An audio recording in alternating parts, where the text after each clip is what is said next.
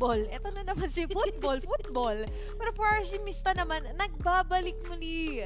Ito, magbe-break free talaga from the shadows. Diba, idol niya si Michael Scofield. Oo. Prison break. Ayan, kailangan niyang makalaya sa mga penalty zone, Astral Meteor mamaya.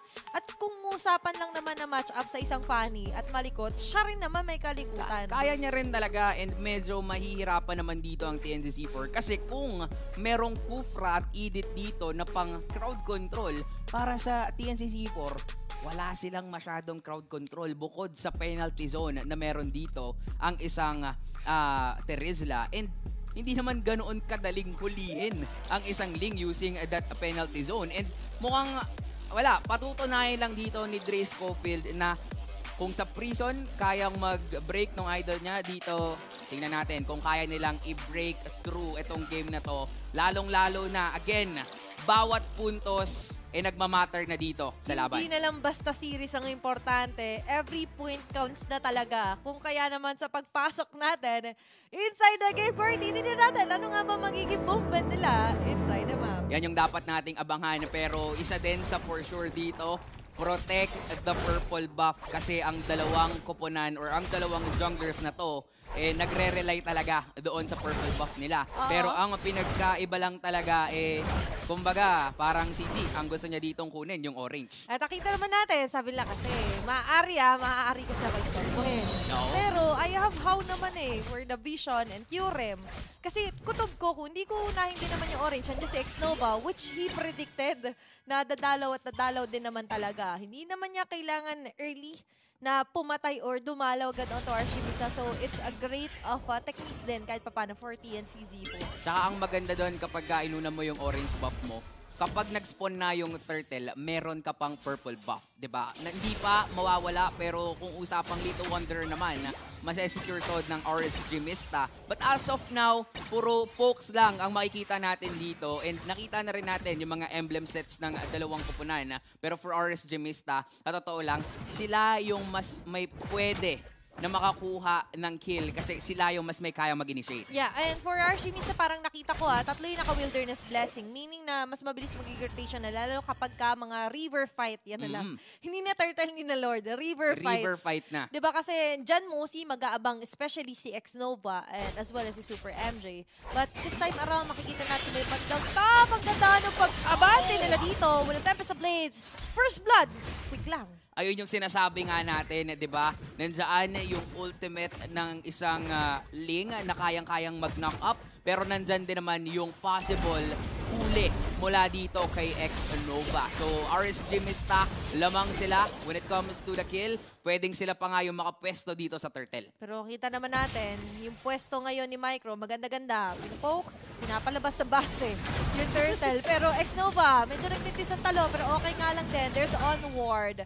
Pero it couldn't hit anyone from the side of TNCZ4. Bibitawan nila ng konti, nag-aantay lang sila sa jungler nila. Kasi nagpa-farm pa doon, kumukuha pa ng purple buff si Dre Scofield. Meanwhile naman, si G, wala siyang purple buff ngayon. So, hindi natin sure if lalaban ba dito ang TNCZ4. Pero, look at RSG Mista, especially si Dre Scofield.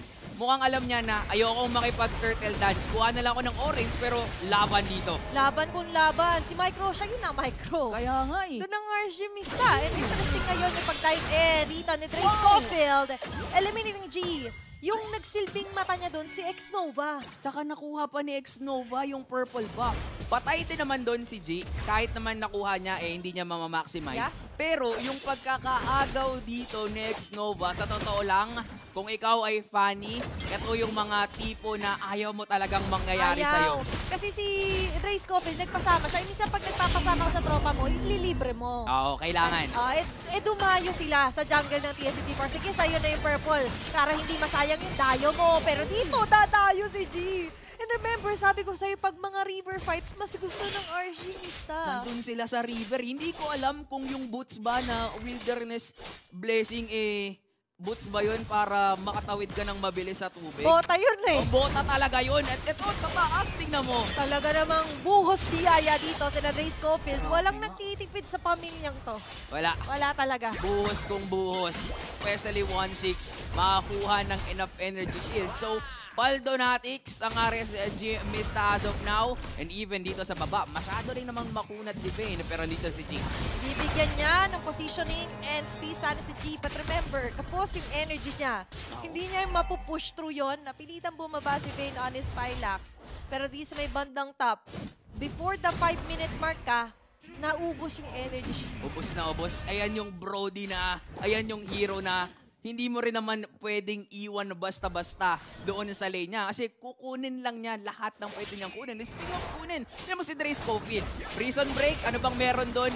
Mga kumukuha at mga nagtatry magnakaw. At nagnakaw din doon. Sabi niya, akong bahala. Diba? Eh, nakikita naman natin, eyes on the field. The commander was, dali ko lang muna dito si Haji.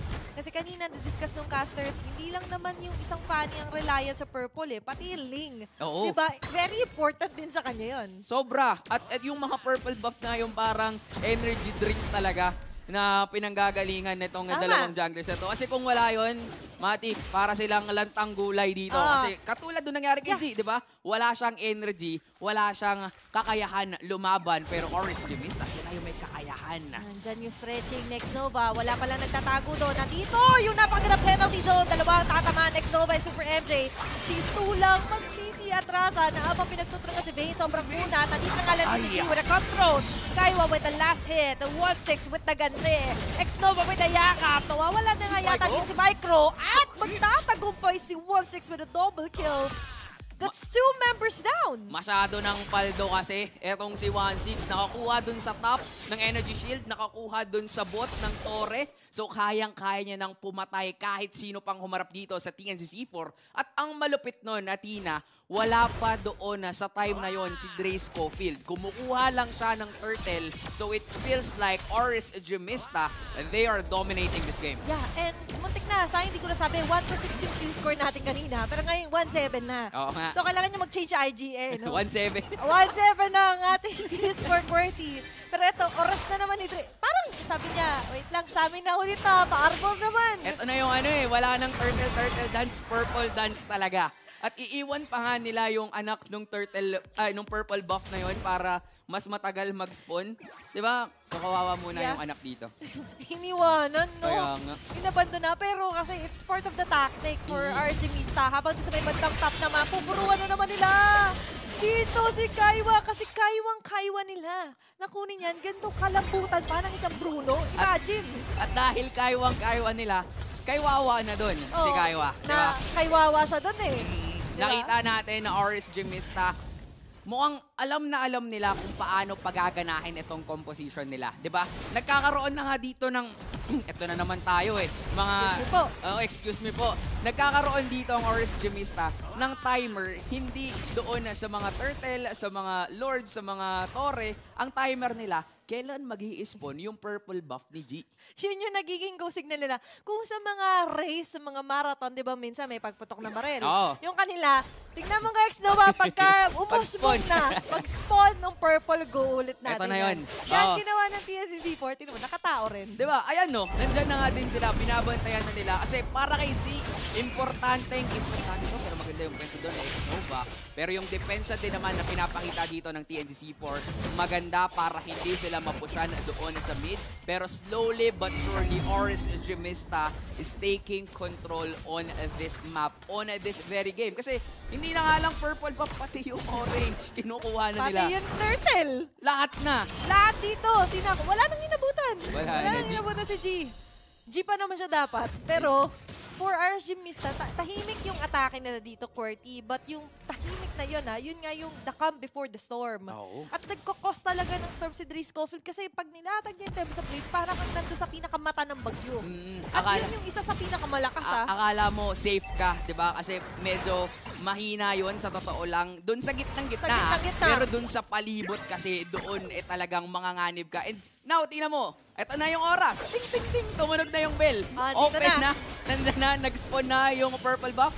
Nandyan na ulit ang RSG. Ito yung trauma mo na tambay lagi sa bahay nyo. Feel at home na siya. Si Dre Scofield.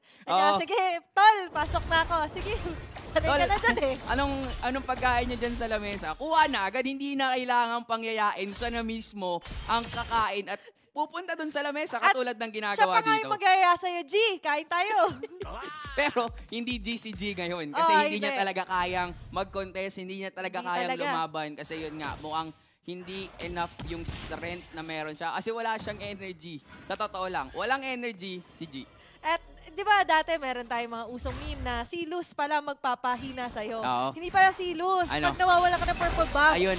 ayun talaga medyo manghihina ka. And remember, si 1-6 ngayon, well-formed siya. Solo kill. Grabe. Dahil doon sa paulit-ulit na ginagawang invasion ng RSG, mukhang lamang na sila. Ang ganda ng talong doon ni X-Nova. Pero remember, nandun yung mga members ng RC Vista sa pinakaharap.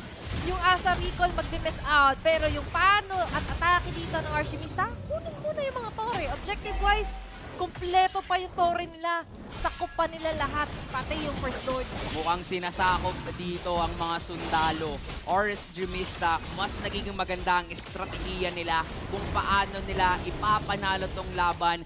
10 minutes in and 10k gold lead. Make it 11. So, mas mataas pa sa 1k per minute ang nakukuha ng RSG Mista. And remember, TNC Z4, kailangan kasi nila dito mag-strike back. Pero Oo. pag-strike back nila, kailangan they need to strike hard. Mm-mm. Hindi lang basta may mahisagot. Pero paano sila sasagot 40? Kasi kita mo naman yung lead. And lead equates to the number of items that they have. And the number of item equates, wow. It's the Englishman na nabasa ko. Diba? Parang- Very family. Feeling ko parang inspired ka rin by Kurt PZ kasi di ba yung mga post talaga ni Kurt puro Inspiring. inspiring and English natics. Pero ang nakikita natin dito, inspired ang Oris Edrimista. Hindi man sila magiging successful doon sa pag-takedown sa Torre sa baba, pero parang okay lang. Kasi naman kung usapang macro, lamang na lamang talaga sila dito. Nakikita naman natin, kahit na yung si Vayne na, solo na siya doon, inattempt ni G, sinubukan niya lang, kakaskas ko yung blades ko. Pero parang hinasa pa nga ni Vayne sa kanya eh. Diba? And imagine, kahit si Micro ngayon, inuuna na rin nila, pumasok na sa pinakagitna si Christopher with the Tempest of Blades. Kaiwa is also down 1-6 destroyed. The inhibitor Curtis may bandang baba, pati sa gitna. X-Nova with a yakap, dalawa ang mahuli. Super MJ with a double kill, closing off game number 1 strong. Mukhang hindi pala TNC C4 ang susulong kada dito sa mismong laban. Oris Edrimista